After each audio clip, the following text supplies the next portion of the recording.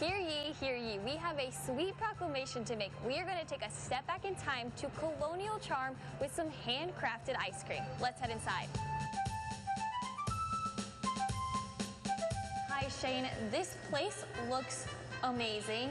It really is a full experience. Can you tell me a little bit about what you want people to feel when they come in? Well, this has really been a labor of love for us. You know, when people come in, it's designed to bring people together, to bring about fun conversations, serious conversations, get people laughing, but also get people thinking about the heritage of being an American and what that ultimately means to all of us. So it's just a fun experience to unite and do it over great, exceptional ice cream. And so as we walk down this, we see a wall that is full of so many different things. And of course, if we had the time, we would touch on every single one of them. But you have some favorites. Can you tell me about your two favorites? So my two favorites are probably the sword. We have a sword that's on display here that is one of the closest replicas you'll find in the United States of the sword that Washington carried as a commander of the Continental Army. So it's really kind of a fun one where we can talk with individuals about what that means. Parents are talking to their kids, and so there's sort of a wow factor that goes along with it.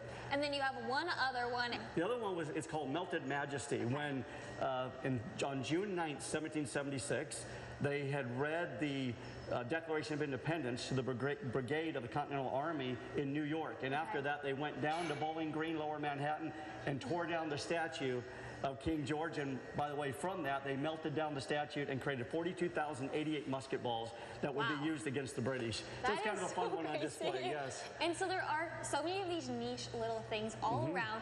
And of course, we have to talk about the ice cream. Yes. That's what people do come here for, of course, get their flavor in. Yes. These flavors are unique in themselves. Yeah, this is a super premium ice cream. So the FDA measures ice cream by butterfat content. Okay. So if you were to go to a grocery store, the butterfat content's around 10%, maybe a college creamery is around 12%.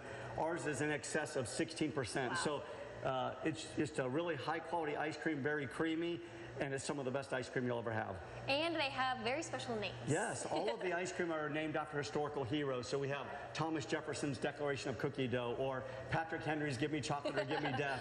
Just some really fun flavors that, again, they're going to have the experience with the exceptional ice cream, but they're also going to have conversations about the individuals after which the flavor was named.